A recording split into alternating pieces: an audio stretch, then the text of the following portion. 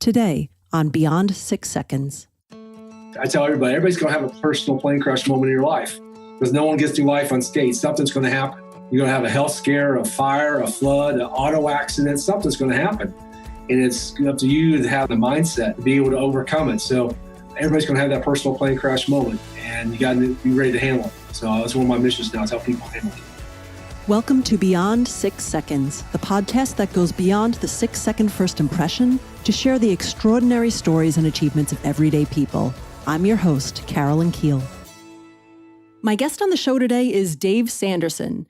Dave was a top sales producer in every company he worked for, and on January 15th, 2009, he was on a business trip he had made hundreds of times before.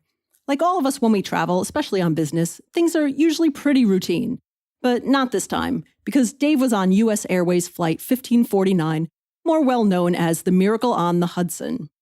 When the plane dished into the Hudson River on that January afternoon, Dave not only survived the crash, but also started to realize that the moments that made up his life prepared him for what was about to happen. After the incident, the lessons and strategies that he learned throughout his life were instrumental on that day and the days that followed. He started to realize that it's possible to actually grow from traumatic life experiences, and he set out on a path to not only share what he learned on that day, but also practical and implementable strategies anyone can use to not just survive their personal plane crash moment, but to grow and thrive. Dave, welcome to the podcast. Carolyn, thank you for having me today. Thank you. Thank you. Wow. So I'm so excited to hear more about your story because, many of us remember seeing the Miracle on the Hudson, either on the news or in the movie Sully. But I'm interested to hear the story from your perspective. So can you take me through what happened, what it was like being on that plane and what you did to survive that day? Well, thank you very much. I really appreciate it. I'm honored and humbled to be able to share what happened that day. Just a quick background. I wasn't supposed to be on that plane. I was scheduled to be on the 5 o'clock flight. Wow. But I was working in a distribution center in Brooklyn, New York that day, and my job as a sales manager. So we started our day about 5 a.m., so we got done about 10, and I called our corporate travel agent and worked with her, and she put me on Flight 1549. So after looking back on it, Carol, I truly believe I was supposed to be on that plane for a reason.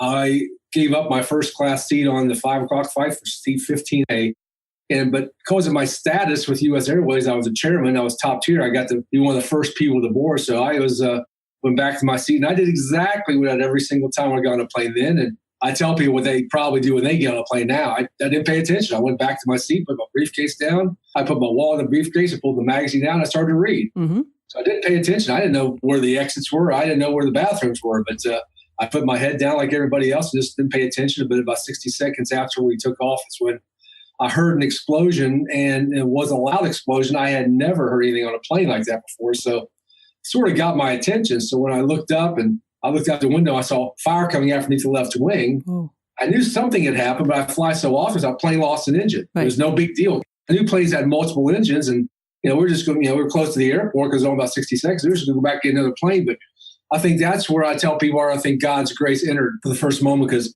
there was nobody in the cabin knew at that moment in time what happened on the left side of the plane where I was at. Also happened on the right side of the plane simultaneously. Wow. I think we only heard one big boom, so I think everybody. And I'm just stating what I think.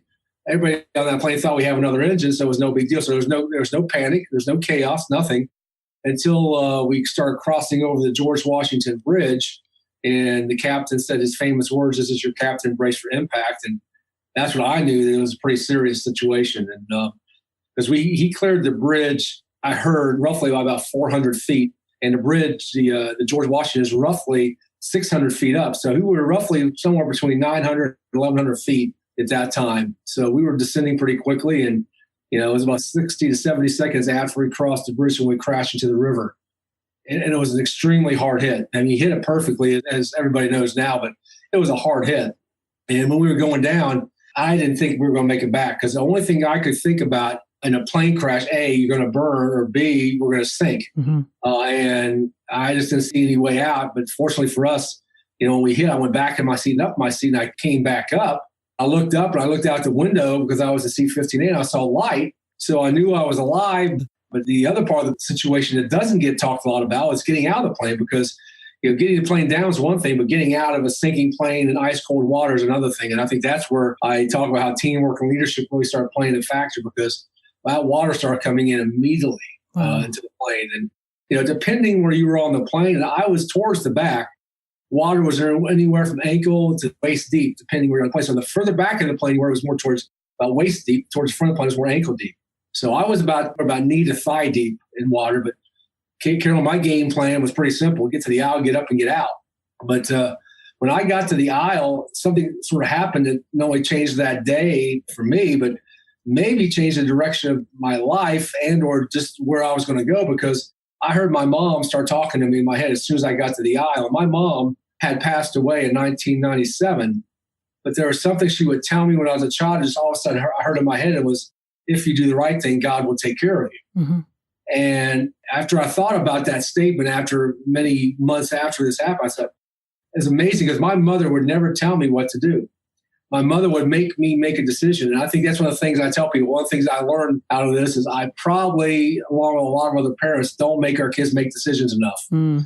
We probably make them for them. And so when they grow up, they maybe not be able to make these choices. But fortunately for me, my mom always made us make a decision, and may have made a wrong decision, but at least you made a decision. So the decision I made was to go towards the back of the plane, because, I knew I was alive, but, I grew up in a small town in Southwest Ohio, and I was always around a group of guys. I played sports and athletics and Boy Scouts, and I always ran with a group of guys. And the guys I was always with, we always had each other's backs. We never left anybody behind. So I went towards the back of the plane and just got behind everybody else, and sort of got behind everybody, started making my way like everybody else. Mm-hmm. My goal was to get behind everybody else to see if anybody was left behind.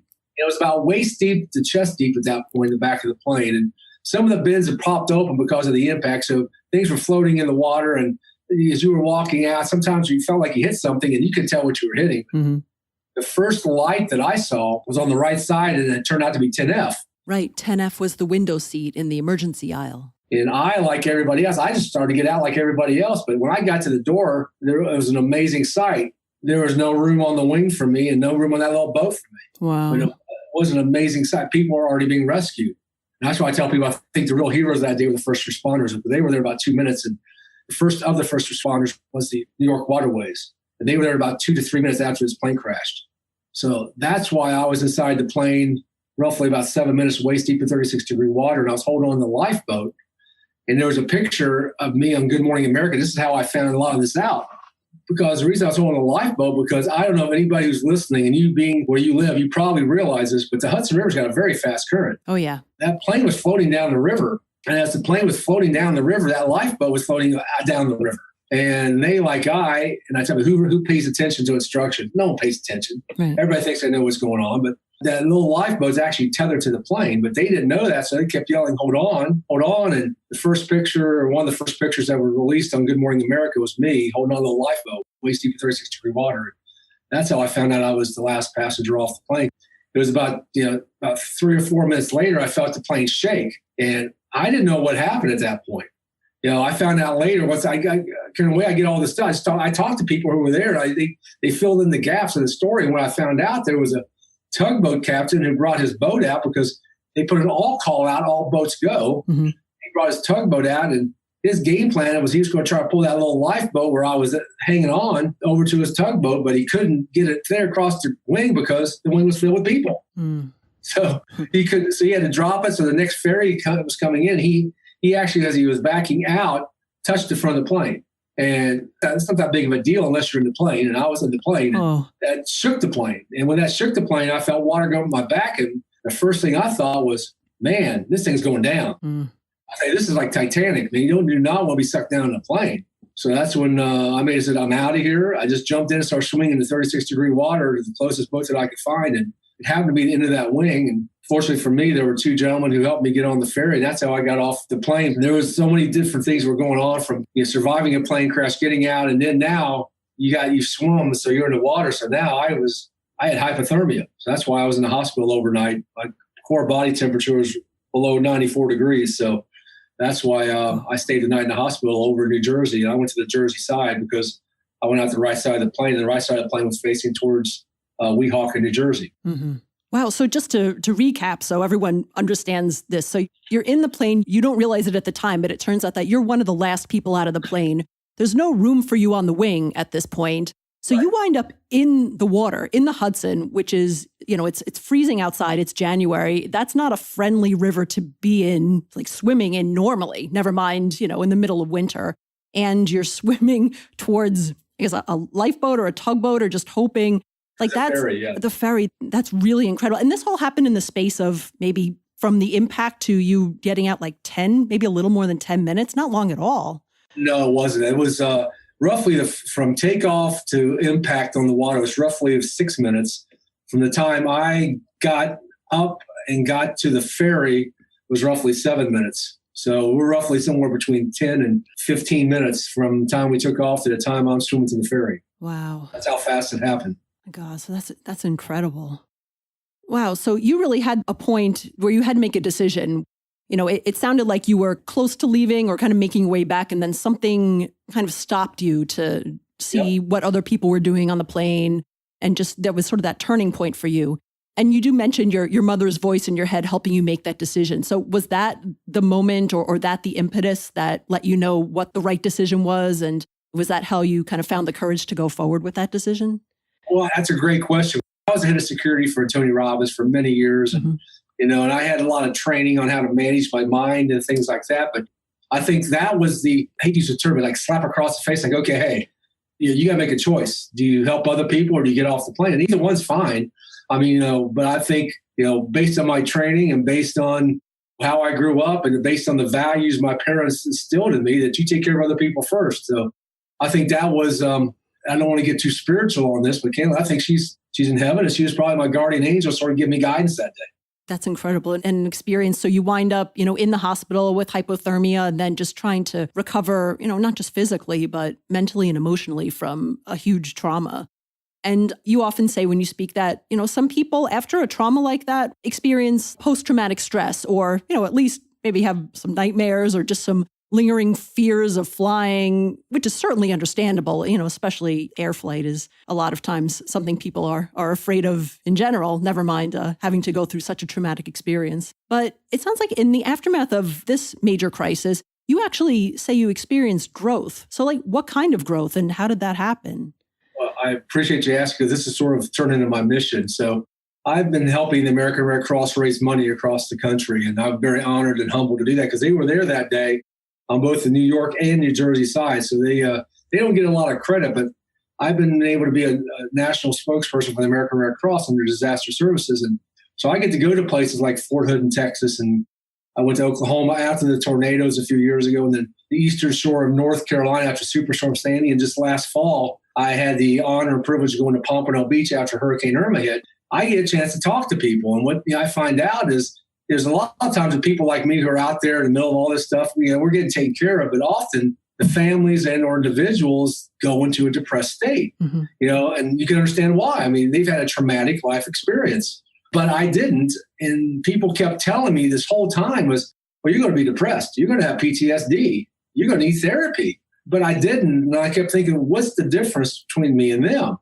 I mean, is it the mindset? Is it just the way I was built? What is it? That set me on the mission. So I had the opportunity. I was approached by AARP magazine now 4 years ago, and they want to interview me. I do a lot of interviews, and they want to interview me, and I didn't know why they want to interview me, Carol. I didn't know anything about it. I thought I was too young anyway. I mean, AARP, that's for old people, right? So I was like, what can I add to them? They have the wisdom, right? But they shared with me that they understood I helped the American Red Cross up to that point, helped raise over $8 million, and they want to understand the strategies that I used to actually grow from this thing. So I said, okay, I'll do the interview. And during the interview, they shared a term with me called post-traumatic growth syndrome. Oh. I never heard the term before. And they shared with me that there was some studies being done. One was UNC Charlotte, and one was at North Dakota State University. And they were using circumstances like me as evidence or experience or subject matter or whatever it was about people who actually grew from a traumatic life experience. So I learned more about this and how I'm not the only one. I mean, there's several 100,000 people who have grown, but they don't get talked about. People talk about PTSD. So I went on a mission to show people that you can actually grow from this. And I share the strategies on how I did it. And fortunately for me, I had a lot of training, not only, from my upbringing, from my family, but, as I mentioned, I had the honor of being the head of security for Tony Robbins for 10 years. You're around somebody like that, absorb what he teaches. You're around it, you're immersed in it. And fortunately for me, I was immersed in it for over 10 years. So I got the mindset around the things that you can do to grow and knowing how to do that. This has sort of been what my mission has been over the last several months. That's why, Carolyn, I did my TED Talk. And I did my TED Talk at Queen's University up in Kingston, Ontario. And I did it because I wanted people to understand there are ways to grow from this instead of going into depressed state. Because there's a lot of people, even on that plane that day, are still going through things. They haven't faced it yet. They haven't understood the strategies. So, and especially like I said, last fall was a big thing for me because the hurricane was hitting all over. I mean, Hurricane Harvey hit in Texas, and then you had Irma hit in Florida, and I had people in both areas, and people were calling me. And I just had a guy who I met back in 1999 when I was with Tony. He was on the big island of Hawaii, and he lost his house to a volcano. Wow. Now, how many people lose their homes to volcanoes? Right. But that was his personal plane crash moment. He lost everything. So there's people facing it all over the world. So I think this is one of my big missions right now is how can I share these strategies so people can actually learn to grow instead of going to a depressed state? And I want to ask, what do you mean by growth? Because I would think that, let's say, maybe I might not go into a depressed or a stressed out state afterwards, but maybe the best I could hope for myself is, I'll try to get back to normal or try to just find some normalcy and get back to the way I was. But so what do you actually mean by growth? Like what kinds of things did you experience after the plane crash? Well, I'll tell you exactly what I experienced because it changed the direction of my life. And, I taught in my keynote talks and in my course, Cultivating Personal Leadership, I talk about this, but the thing that changed for me the most, the way I grew the most is through my judgment. I call it my worldview because candidly, and I'm not proud to say this, but you gotta be honest, I was pretty judgmental. I felt that I could size up people pretty quickly or situations pretty quickly and make decisions. And I witnessed something, and I was in the green room of one of the TV shows. I witnessed something, and this guy went into a rage. And he was upset and screaming at everybody. And me, like everybody else, what's wrong with this dude? Hey, we survived the plane crash. We're on national TV. How bad can it get? But I found out several days later that he was going through a divorce and he lost his job and he associated everything negative to the plane crash. And I said, I started asking my questions of me, Carol. I said, how many times in my life I judged somebody so quickly that I didn't even get a chance to know them? I didn't have a chance to know their circumstances. How many times have I lost a relationship or even worse, lost an opportunity to get a new job or anything because I've judged people quickly? And if I could change that one thing, become less judgmental and do what Martin Luther King said, just judge people by the content of their character. So I started making that shift and all of a sudden things started opening up for me. Speaking all over the world, speaking at the Supreme Court and I get the opportunity to be with you. I never would have met you. All these things have opened up because of that one thing that I realized I grew my worldview by changing the way I judge people. And that changed the entire direction of my life, all from that situation. Wow. So it sounds like some of your life experiences, you mentioned your upbringing, your training, your work experience in sales and working for Tony Robbins for so many years. It sounds like it really prepared you to experience or just be able to control and be aware of your mindset and be sort of aware enough to say, maybe I shouldn't judge as quickly, or maybe I should keep an open mind, and maybe I should frame things in a less negative, pessimistic light and more in an optimistic light. That's a very elegant way to say it. Yes, exactly right. Because, I think that's why I made the book Moments Matter, because I started realizing, Carol, in all these moments in my life, in all of our lives, we just go through life with this didn't mean anything, but all these moments are put in our life for a reason. And I started looking back at these moments in my life, and I started putting the pieces of that puzzle. When I was 12 years old, I'll give you a perfect example. I shared this when I talk. I was 12 years old. I was in Boy Scouts, and I was going for an award called the Order of the Arrow Award. That's one of the awards in Boy Scouts. It's a pretty elite award. It's basically a camping and orienteering award. And your dad drops you off. You're 12 years old into a camp. So I'll see you in 2 days, and you're with a bunch of guys you don't know. And it's like Survivor on steroids. Wow. I mean, it's like, you got to do all these activities. You got to whittle and all this stuff. But one of the things we had to do, Caroline, was we had to get across a river to do the next activity. And of course, one of the options was just walk down the river and cross the bridge or swim across the river to have more time. And we did that. And I said, maybe that was the moment in my life when I was 12 that prepared me to have confidence to be able to swim in a river with my clothes on. Wow. I said, maybe that was the moment. So I started thinking of all these moments in my life. I said, that's it. All these moments in our life are put there for a reason. And if you become conscious of that, Now you understand how all these things are putting together, and all of a sudden you get clarity of your mission. And that's exactly how it sort of came together for me. That's incredible. And I have to ask, so how soon was it before you got back on a plane after this? Well, technically, I got back the next day because I want to get back to Charlotte. Wow. And candidly, they would just move me anywhere. They were just, US Airways did a phenomenal job. They would tell me pretty much what to do, right? You do this, do this. But the next week, my company asked me to fly to Michigan for a business meeting. And now I'm back in the corporate world. They put me on Delta. And I tell people, I love Delta. There's nothing wrong with Delta, but I was a rock star on US Airways. So, they didn't know me from Adam on Delta. So that was probably the most challenging flight I ever had because I was all by myself flying up north, 5 days after a plane crash. And fortunately for me, somebody saw me, recognized me from all the TV interviews I was doing. So the captain came back and sort of talked to me for about 10, 15 minutes and gave me a lot of confidence and certainty. But that was pretty challenging. So, but I tell people, you got to get back on the horse, right? If you don't get back on the horse, you may never get back on it again. So I'm glad that happened to me the way it did. Yeah. And that's good that the captain was there to kind of give you some personal confidence in his in this situation. I'll get you there. Don't worry about it. I'll get you there this time. Very good. So now, you had a very long, very successful career in sales and working for Tony Robbins with security. But now you're an entrepreneur, and I understand you're a motivational speaker, an author, and a leadership mentor. So how has your experience of growth after a crisis helped you develop as an entrepreneur? I think it's a great question because I think it instilled the mindset in me that, and it goes back to all these moments, but I think you survive something like this and you know your mission and, you're working for a company and you realize, what, maybe I can't realize the mission doing that. And I tell people, I was very honored because Tony is a great friend and mentor to me. He kept asking me, when are you going to start working for yourself? So he sort of gave me the push to do it, but it's still scary. You're going out by yourself after having a corporate job for 31 years. But I had the certainty in myself that I could pull it off because one of the things you learn trying to be an entrepreneur is you got to burn the boats. You got to go all in and you got to have confidence and the certainty and persistence to do it. So I had to give it to my wife. I'm not going to discount that at all. Your spousal equivalent or your spouse has got a lot to play with it. Unfortunately for me, it took her a few years to figure that out, but she finally gave me the go ahead. And it took her 4 years, Karen. It wasn't overnight. But she finally said, go for it. And once she said that, I was all in. So, but it's been, you as an entrepreneur, you learn things. One thing I was really good at, because I was in sales for 31 years, I was a top producer. I knew how to sell. I just didn't know how to do it in the administration. And that's what my learning curve came, where I could drive all the sales I want, but if you can't collect the money and pay the people and everything else, hey, you got problems. Yep. And so I think that was the biggest learning curve. And fortunately for me, one of the things that I did, and I encourage everybody to do, this is why I started my group Impact, because I was very fortunate that I got with a group of people, a mastermind group, was giving me guidance. And when I was making mistakes, they would get in my grill and tell me, hey, you got to get this straightened out. So that's why I started my own, because I think people need to have access to leaders.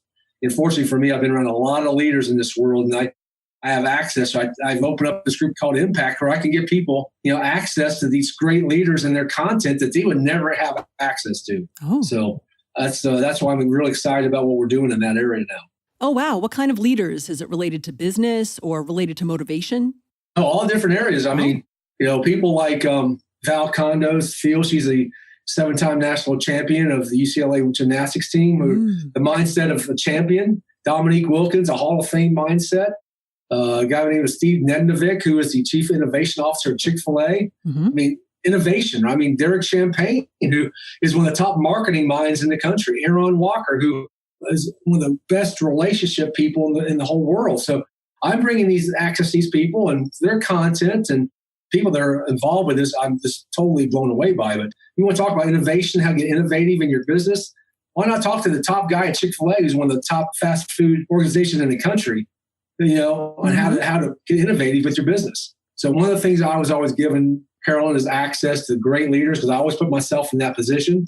I want to put other people in that position. It's my legacy now to leave this to other people to have access. So when you have questions, you can get on the phone or get on the line and say, you know what, Steve, I got a question, and you can have access to people like that. So that's what we're doing with Impact. Wow, that's incredible. And, the common theme goes all back to mindset, whether, you're a star athlete or incredible, innovative leader or just, an innovative thinker doing new things. And, I see how it ties right back to your story where a lot of it is about mindset. And that's how you decide if you're going to grow or if you're going to see the world in a negative light after a major trauma like that. Very good. Correct. Wow. So what advice do you have for someone who's experienced a major crisis and is struggling to get through the aftermath? Because I'd imagine, something you can't just tell someone to think positive, and it's got to be much deeper than that. So it'll be fine. But what advice would you have in that case? Well, in my talks and what I do is I actually share 3 strategies, but I'll share one right now because it's close to home to me. Where I'm sitting right now, where I'm talking to you from in Charlotte, North Carolina, my wife got a phone call one day, Carolyn, and it was from a couple of neighbors down the street. And they were having difficulty with their TV, and they're older ladies. And I don't know where you live, but where we live, I live in the South where you do anything for your neighbor, right? You'll step up if they need anything. And they called my wife and said, we're going to need some help. And, we usually run down there. But I was sitting exactly where I'm sitting right now. And my wife called me and said, would you go help them get your TV squared away? And I tell people, I'm pretty good at turning TVs on. I know how to turn TV on. So I walked down there and fixed their TV. And they stopped and they said, listen, thank you. Would you stay for milk and cookies? I said, I love milk and cookies. Who wouldn't, right? I love milk and cookies, especially with a couple older ladies who could probably bake, right? So I'm all in. So they're getting the milk and cookies, and I was sitting there at their sofa, and they had a coffee table front. I was just flipping through the book, sort of taking up the time, and I started seeing these pictures of these concentration camps. Oh.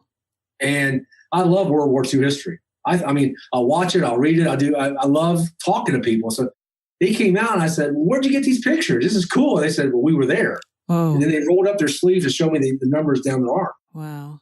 And I'm like, whoa. So you got to tell me the story. And so we'll tell you, but I wanted to record it. They wouldn't let me record it. But they told me the story. I'm like, so, these 2 ladies who we never knew had this history, survived probably the most horrific situations in the history of the world. Not only they survived, but they thrived, and now they own a house and got jobs, and they live in the United States. And I said, how many people in the world, have experienced something like that who can give a reference to somebody who, hey, maybe didn't get your secret sauce and Jack in the Box, who get upset? I mean, put things in proper perspective. I mean, so one of the things, the advantage people have now, Carol, where compared to when I grew up in the 60s and 70s, all you had was Encyclopedia Britannica or the library. Mom said to go to the library. You go to the library. Now you get online within seconds. You can find out these people's stories. And I just tell people, seek out somebody who's gone through something worse than you. Let them give you their story. Put things in proper perspective. They survived it. You can too. But you got to reach out to these people. And these people will talk to you.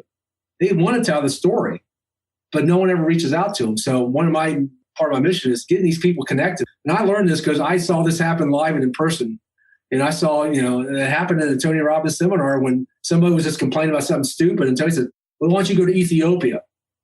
Those poor people don't have any food. Go see how you want a problem, go there. You don't have any problems, right? Put things in proper perspective. Talk to somebody who's gone through something worse than you have. And you get a real perspective that, I can survive this too. And that's one of the first strategies I tell people and try to show people on how to do it. Because I think I was given the honor and privilege of seeing it up close and personal. And if mindset is really the biggest, I could see how that is a good first step. And then I would imagine that there's a lot of other strategies that have to happen after that because, certainly, if you're watching late night TV and those those commercials come on trying from charities and, abused animals, and then we feel bad and like, oh my gosh, people have these problems and, the commercial ends and we kind of forget about it. So I would imagine that there's follow-ups that have to happen after that starts your thinking to be a bit changed. Yeah. And there's people out there and you could just, like I said, I'm talking to a young lady now. I've talked to her over a year now. She survived the avalanche over Nepal a couple of years ago. Wow. She's one of the 4 or 5 survivors, and she's having guilt for surviving. She's living in a cabin in northern Ontario. And I got hooked up with her, and I've been on the phone with her a couple of times just trying to talk to her about, hey, this is bad, but you survived for a reason. I mean, unfortunately, they passed away, but you survived for a reason. You have a way to help people who've gone through other things like you went through. Unfortunately, she hasn't been really open-minded, and so hopefully she's going to get some better help to me. But so yeah, I just try to get people hooked up with these other situations so they can see that you can survive, not only survive, but thrive and then grow. Yeah, survivor's guilt is such a challenging thing to deal with, and that sounds like a really difficult situation. Wow. Gosh, well, that's great that you're able to reach out and help people change and reframe their thinking and connect them with other people who can tell them how they thrived through their challenges. So how can people get in touch with you to learn more about your book, your speaking, and all the different services you provide? Well, thank you, Carolyn. If they just go to my website, davesandersonspeaks.com, there's connections to all these areas. My book, Moments Matters, there. This new group called Impact I'm putting together, we're taking applications now. We're going to have a limited amount because I'm going to have some of the top people in the world. So if you go out there to Dave Sanderson Speaks, go to the products page, put in Impact, and if you're inclined, put an application in, and we'd love to talk to you about it. Is this something of you that you could add value to you, and also you add value to them? So that's that. And I'd say a great way I'll offer your audience is they want to text 797979 and put the word brace, the number 4, impact in. Also, my first video from my new course, Cultivating Personal Leadership, is called Overcoming Adversity in Challenging Times. It's my gift to them. It doesn't cost anything, but they go out and text that number, they'll get that, and they can get a little bit more information about how to overcome some of these things that we've been talking about today on our show. Wow. Thank you so much for that offer. Yeah, everybody, please take advantage of that. That's really generous of you. Thank you so much. You're welcome. I'm honored to do it because I tell everybody's going to have a personal plane crash moment in your life because no one gets through life unscathed. Something's going to happen. You're going to have a health scare, a fire, a flood, an auto accident. Something's going to happen.